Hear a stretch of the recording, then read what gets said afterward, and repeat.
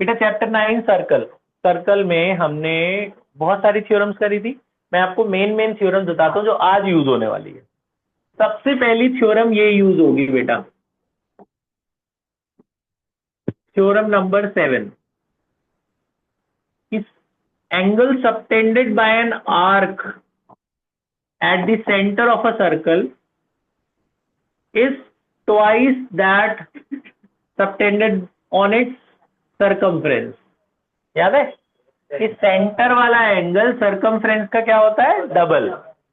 ये बीच वाला एंगल इसका क्या होता है, डबल। तो अगर ये 100 है तो ये कितना होगा, 200। याद रखना सेंटर वाला ज्यादा होगा, डबल होगा। तो अगर ये 100 है तो ये कितना होगा, 200। तो अगर इसका उल्टा बोलूं मैं, ये 100 है तो वो कितना होगा, ये 200 है तो वो कितना होगा, 100। मतलब अगर ये 200 है तो वो उसका आधा होगा ना, सेंटर वाला डबल होगा तो वो इसका आधा होगा ना, समझ रहे हो। तो angle subtended bye an arc, ये आर्क जितना एंगल सेंटर पे बनाएगा सरकमफ्रेंस से डबल बनाएगा सेंटर। याद हो गई ना थ्योरम ये।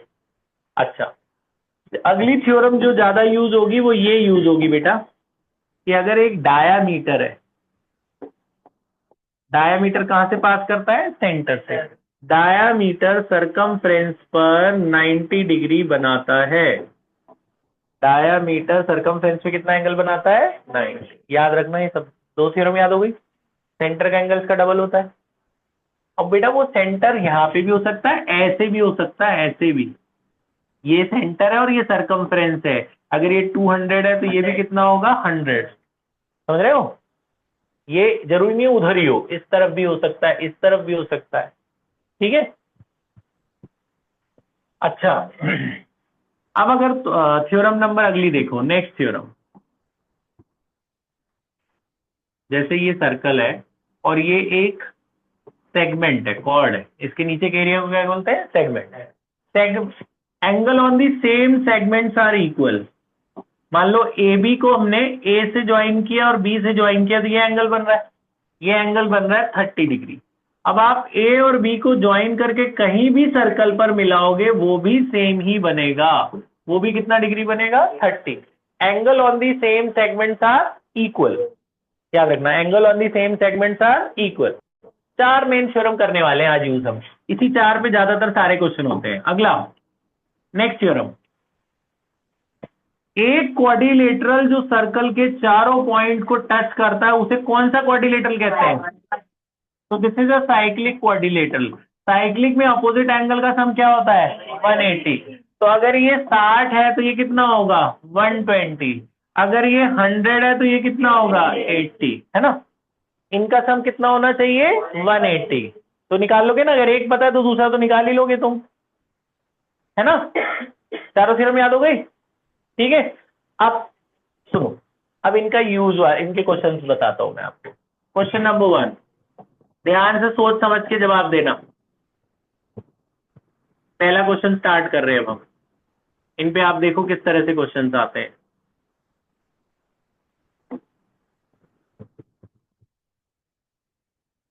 ठीक है, देखो ये है 100, ये x गायब है और ये y गायब है, निकालना है, बताओ। ये 100 है तो ये कितना होगा, 50, आधा होगा ना उसका। तो x इसका ऐसे लिखना, मतलब x is twice of angle A O B. A O B is twice, ये इसका डबल होता है ना, angle A O B x का क्या होगा, डबल। सेंटर वाला एंगल सरकमफ्रेंस का क्या होता है, डबल। तो अगर ए ओ बी 100 है तो इज इक्वल टू 2x। तो x कितना होगा, 2 से 100 कट जाएगा, कितना बचेगा, 50। तो x का आंसर कितना आ गया, 50, है ना। अब इनका ये साइक्लिक क्वाड्रिलेटरल नहीं बन रहा, देखो ये बन रहा है ना, ए डी बी सी, क्या बन रहा है, साइक्लिक क्वाड्रिलेटरल। साइक्लिक क्वाड्रिलेटरल के अपोजिट एंगल का सम क्या होता है, 180। अगर ये 50 आया तो ये कितना होगा, 130। तो आप लिखोगे x प्लस वाई 180। रीजन यहाँ लिख देना, इसका भी रीजन लिखना पड़ेगा कि A B C, A D B C क्या है, साइक्लिक क्वाड्रिलेटरल। तो अगर x की वैल्यू 50 है तो y की वैल्यू आ जाएगी ना, यहाँ से y की वैल्यू कितनी आ जाएगी, 130। ये उधर जाके माइनस आ गया ना, खत्म। समझा रहा है, सिंपल है। अगला देखो, ये बेटा सर्कल है, ये कोई भी कॉर्ड है, डायमीटर नहीं है, ठीक है। ये सेंटर है, ए बी ओ सी, ठीक है। ये वाला एंगल 100 है, या ये वाला एंगल आपको दिया हुआ है 200। 200 ज्यादा ले लिया, 100 ले लो, ठीक है। वो वाला एंगल कितना है? 100। हमें बोला ये एंगल बताओ, ये एक्स। क्वेश्चन समझ में आ गया? ठीक है। तो बेटा ऐसा है कि सेंटर, ये वाली थ्योरम लगाएंगे, सेंटर वाला एंगल किसका डबल होता है? सरकमफ्रेंस का, है ना। अगर मैं आपसे बोलूं कि ये 100 है, ये, तो ये कितना होगा? 200। तो ये कितना होगा? ये टोटल 360 होता है ना। 360 में से 200 माइनस करो, कितना बचा? 160। यही कंसेप्ट यहां भी लगेगा। आप बताओ मुझे, ये 100 है, तो इधर वाला एंगल उस उधर का डबल होता है ना। तो अगर 100 है तो ये कितना हो जाएगा? 200, है ना।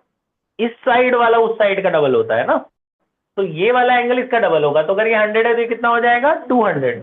अब ये टोटल कितना एंगल होता है? 360। 360 में से 200 हटा दो, तो ये कितने एंगल बचे? 160। आपको पता है ये रेडियस है, ओ से लेकर ये तक क्या है? रेडियस। ओ ए और ओ बी दोनों ही रेडियस है ना बच्चे। ओ ए भी रेडियस है, ओ बी भी रेडियस है, तो दोनों साइड इक्वल नहीं हो गई? जब दो साइड इक्वल होती है किसी ट्रायंगल में, तो दो एंगल भी इक्वल हो जाते हैं ना। जब दो साइड इक्वल तो दो एंगल भी इक्वल। तो अगर ये ओ ए बराबर ओ बी के इक्वल है, दो साइड इक्वल है, तो कौन से दो एंगल इक्वल हो गए? एंगल ए बराबर बी, ये दोनों को एक्स एक्स मान सकते हैं। अब इन तीनों का सम कितना होगा? 180। ट्रायंगल के तीनों एंगल का सम क्या होता है? 180। तो x plus 160 plus x is equal to कितना हो गया? 180। x निकल नहीं जाएगा? x प्लस एक्स क्या हो गया? 2x। 160 उधर ले जाओ, 180 माइनस 160 कितना हो गया? 20। तो ये इससे कट गया 10, तो x की वैल्यू कितनी आ गई? 10। आ रहा है समझ में? ठीक है। ऐसे ऐसे क्वेश्चन आएंगे सिंपल सिंपल से, कोई ज्यादा दिमाग नहीं लगाना है। बस आपने ये देखना है कि भाई कौन सी थ्योरम लग रही है। अगला देखो, ध्यान से सोच के बताना है। ये बेटा एक क्वाड्रिलेटरल है,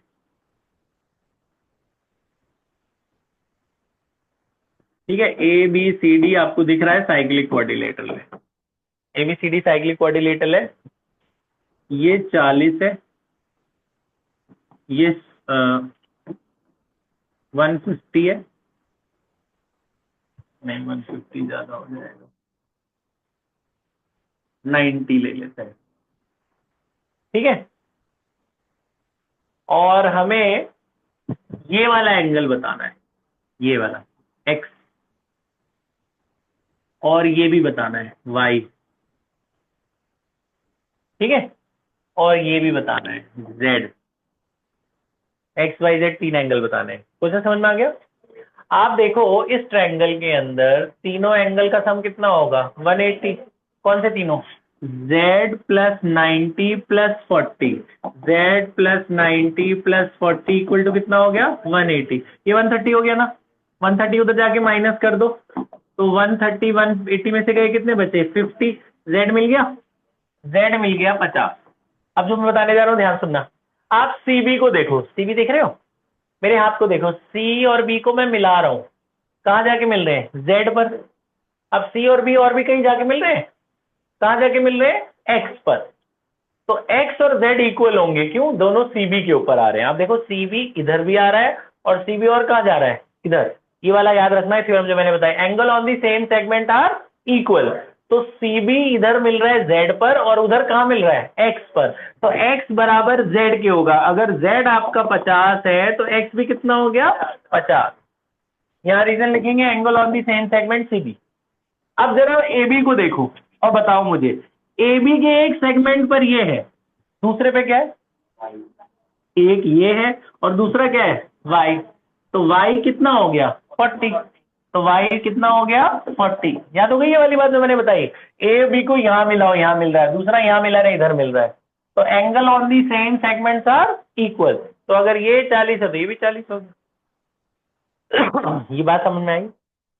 ठीक है, तो इस तरीके के क्वेश्चंस हैं, अभी मैं आपको दे रहा हूँ। एक और लास्ट बता दो, इस तरीके के बेटा क्वेश्चंस हैं, आप थोड़ा थोड़ा दिमाग लगाओगे हो जाएगा। देखो, ये बेटा अब डायामीटर है, सेंटर से पास कर रहा है,